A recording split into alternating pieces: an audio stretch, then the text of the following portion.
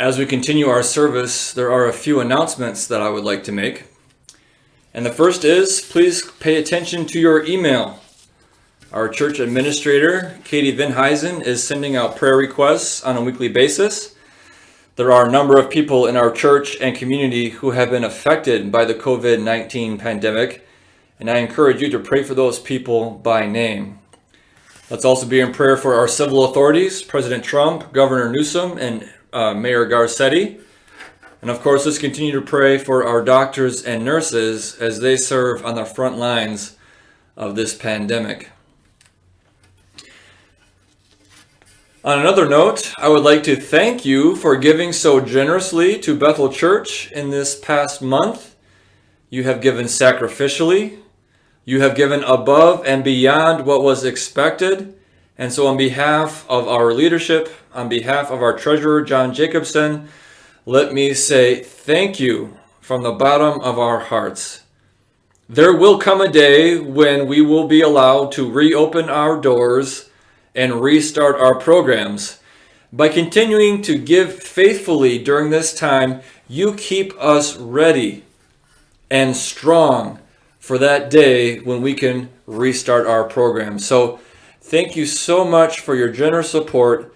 We are looking forward to the ministry that God has for us once we are able to, again, reopen our doors and restart our programs. I'd like to encourage you today to continue to reach out to one another. I know this safer at home quarantine thing is dragging on and it's getting wearisome. We may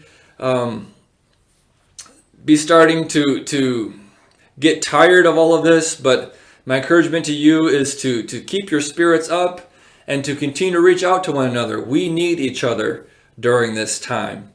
And so please pick up the phone, call someone, text someone, send an email.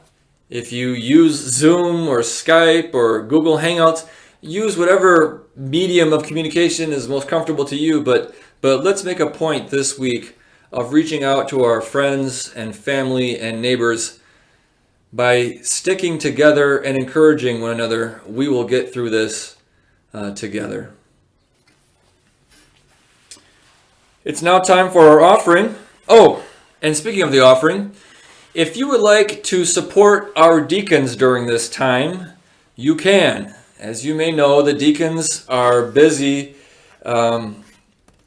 supporting financially members of our church and our community who have lost jobs, who are struggling to make ends meet, who are struggling to buy groceries and pay for gas and those sorts of things. So if you would like to help the deacons as they serve members of our church and community, please write the word benevolence on the check that you are writing today. If you're using the Give Plus app, you can select benevolence as the fund that you would like to give to.